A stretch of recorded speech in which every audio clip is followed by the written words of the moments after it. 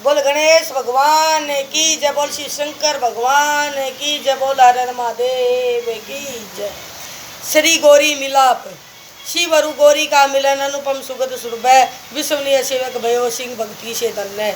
भाई जो बोले ऋषियों, श्री गौरी जी ने अपने राजमहल में पहुंचकर भगवान शंकर की चरण वंदना की। तब शंकर जी ने श्री गौरी जी को अपने चरणों से उठाकर छाती से लगा लिया। श्री गौरी जी हंसते हंसते सिंहा पर विराजी। भगवान शंकर भी प्रसन्न होते हुए वहां पहुंचकर उन्हें गोद में लेकर मुख कमल का ऐस्वाद पाकर बोले, प्राणेश्वरी जी, आपको क्रोध करने का कारण तो भूल गया होगा। आपने संभाव से ही काली तथा गौरी रूप द्वारा मेरे मन को लुभा दिया है। हम दोनों का प्रेम तो साधारण जीवों की भांति नहीं, इस कारण हमारा परस्पर किसी प्रकार विदेश नहीं होना चाहिए। हम तो संसार के कारण आधार हैं, इसी कारण हम दोनों मिल कर रहे, हमारा वियोग न होने पावे।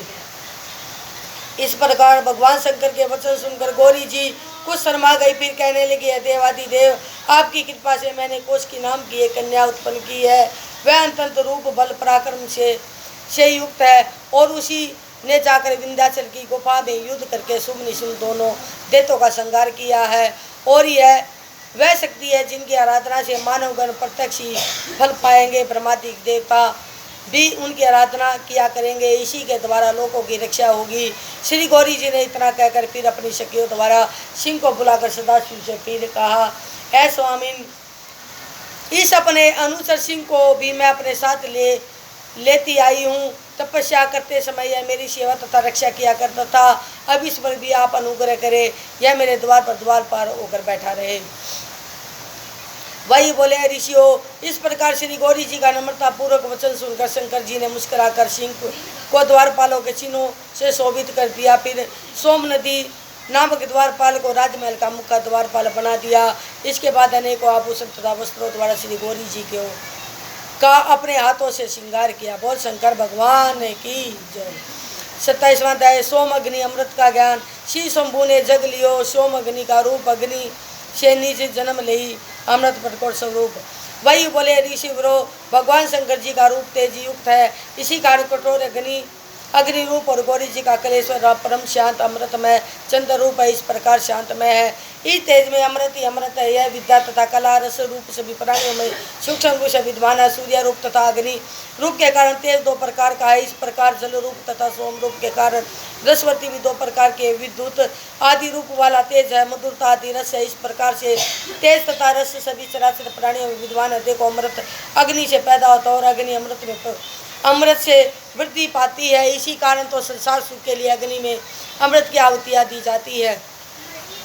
हवि के लिए अन्न पैदा होता है, अन्न से वृद्धि के लिए वर्षा होती है, इसी कारण हवि वृद्धि देने वाली है। अतएव अग्नि तथा अमृत दोनों श्रृंगार को धारण कर रहे हैं। अग्नि जल कर ऊपर को वहाँ तक पहुँच जाती है जहाँ पर सोम रूप अमृत टपकता रहता है, इसी कारण काला अग्नि नीचे जलाई जाती है और ऊपर से शक्ति और सोमय अमृत टपका देती है। ऊपर तक पहुँचने वाले इस कालाग्नि को शक्ति धारे रहती है, इस प्रकार नीचे टपकने वाला अमृत में सोम शिव शक्ति में स्थित है। यह समझो कि संसार के नीचे शक्ति और ऊपर को सदाशिव है, इन दोनों में संसार व्याप्त हो रहा है।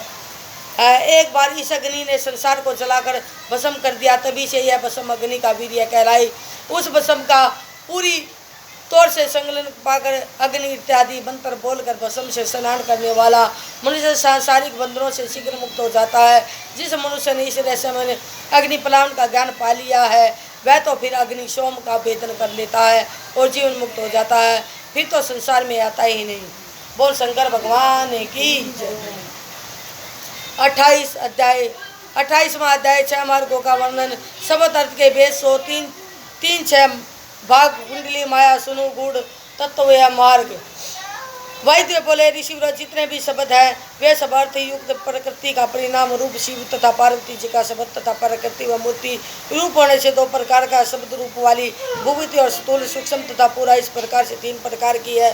स्थूल चिंता रहित है, सूक्ष्म चिंता सहित है, इनमें परे शिव तत्व का आधार रूप पराग शक्ति है।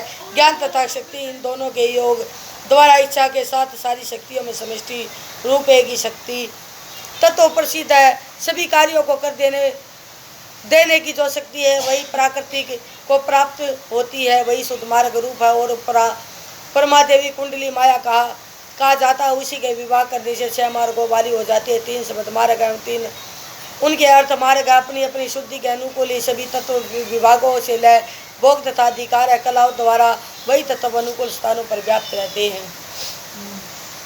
इस प्रकार प्रेरणाप रूप से परा प्रकृति के भी 5 भेद है। वे सभी कला और निवर्त आदि द्वारा व्याप्त मंत्र मार्ग पद मार्ग एवं वर्ण मार्ग ये 3 भेद तो शब्द के एवं भवन मार्ग तत्व मार्ग तथा कला मार्ग ये 3 भेद अर्थ के हुए। ये सब परस्पर व्यापक भाव से में रहते हैं। वाक्यों के पदों में वाक्य पूर्ण होते हैं। वर्णों के समूह में पद कहा जाता है। वर्ण भुवनों में व्याप्त भुवनों में वर्णों का ही आधार है। ये सब कारण तत्व से पैदा होते हैं तभी तो अनंत है। और कुछ ऐसे भी भवन है जो भीतर की से उत्पन्न होते हैं। उसके अतिरिक्त अन्य शिव शास्त्रों से प्रसिद्ध है जो कि पौराणिक है। संख्या योग विख्यात जो तत्व अथवा शिव शास्त्र विख्यात अथवा इनके अतिरिक्त अन्य तत्व सबके सब कलाओं के से परिपूर्ण है। जो प्रकृति उनके परिणाम रूपवादी 5 कला है वे सभी उत्तरोत्तर के कर्म के व्याप्त हो रहे हैं। 6 भागों में विभक्त पराग शक्ति तो वहीं से बाहर है। वह पराग शक्ति के प्रभाव से सत्व से और शिव तत्व से पराशक्ति विद्यमान है। ऋषियों शक्ति से आरंभ करके पृथ्वी तक शिव तत्व से ही पैदा होते हैं तब उसी शिव तत्व से पूर्ण है। जैसे एक घड़ों में मिट्टी परिपूर्ण रूपेण इस प्रकार 6 मार्गों द्वारा व्यापिका तथा अव्यापिका शक्ति के 5 तत्वों की शुद्धि कर लेने के कारण ही प्राण शिव तत्व के परम उत्तम स्थान को पा लेता है। निवृत्त कला से आरंभ करके रुद्र पर्यंत स्थिति को शुद्ध किया जाता है। फिर प्रतिष्ठा कला के आगे है अव्यक्त वह गोचर है उसकी शुद्धि होती है। इसी प्रकार विद्या कला के आगे विश्वेश्वर पर्यंत की शुद्धि होती है। फिर इससे आगे उद्र मार्ग पर्यंत शांति कला द्वारा शुद्धि होती है। शांति के बाद जब परा प्रकृति का मैल होता है उसी आगे आकाश है। इसी प्रकार के 5 तत्व गिने गए हैं। इन्हीं से सारा संसार भरा हुआ सारे संसार के आधार रूप होकर शक्ति अजा परासेवी चित्त रूपा परमेश्वरी देवी है। उसे भगवान सदाशिव ने संपूर्ण जगत में स्थिर कर रखा है। किंतु यह वह शक्ति है जिसे आत्मा विकार बंधन मुक्त आदि से युक्त नहीं होता। प्रत्युति यह बंधन तो मुक्ति दाता इसे परमात्मा शिव का कोई विचार नहीं।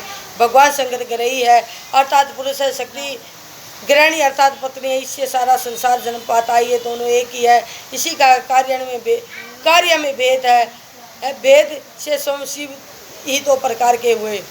कई लोग कहा करते हैं कि शिव तथा शक्ति परस्पर पति पत्नी जैसा व्यवहार करते हैं एवं कोई लोग शिव तथा शक्ति को एक रूप मानते हैं। हाँ कार्य कारणों में पृथक भासते हैं।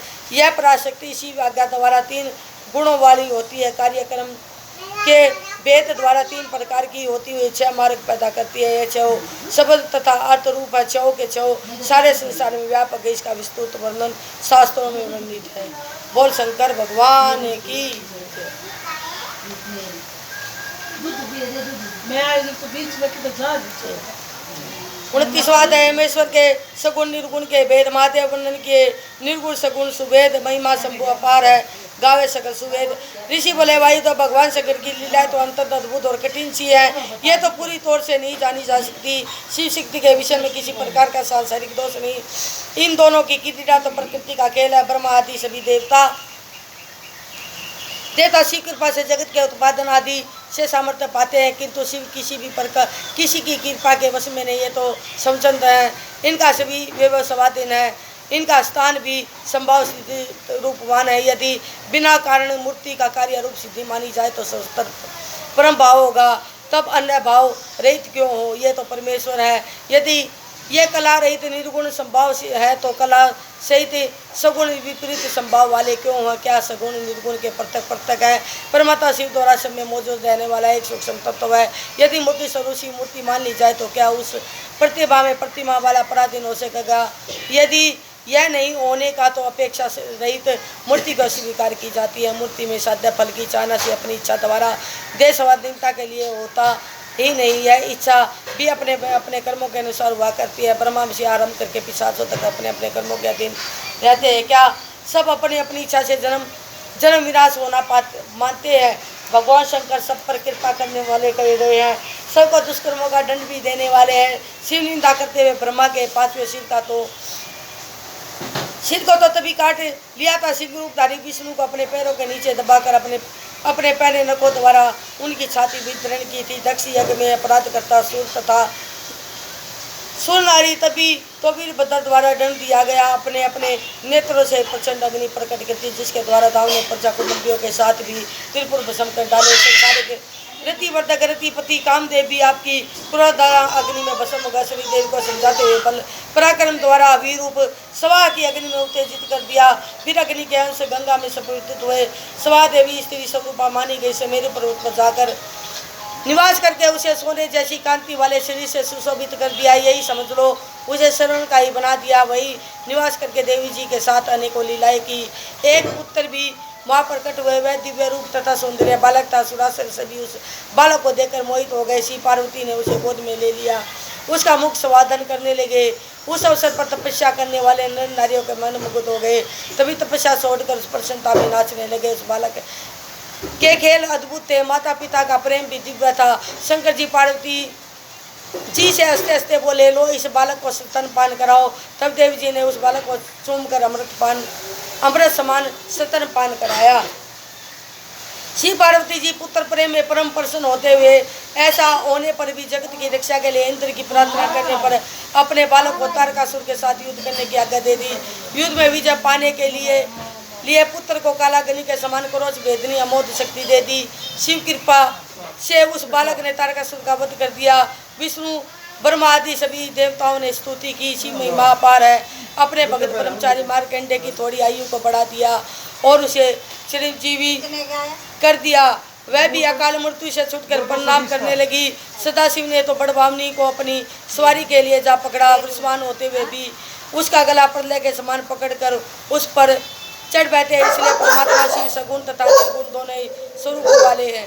प्रावंत के सभी कर्म जाल शिव ही निवृत्त कर सकते हैं और कोई भी देवता नहीं कर सकता। बोल शंकर भगवान की जय। चुप हो जा। मगर पिटाई कर दो। कित गया नाड़ा, नाड़ा कित गया? अरे न दगाया लाल कपड़े में तो ना नाड़ा ही गया। किताब में पाओ काम में पीछे से तो बस और काल पर थोड़ी रहेगी। हाँ प्रसाद कित गए नाड़ा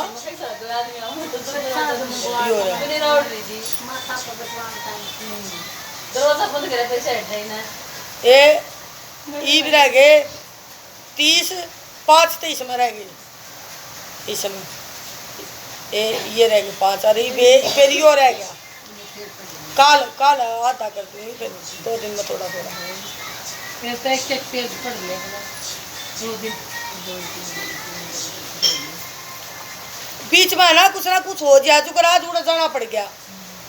कुछ ना कुछ बिगनाव है।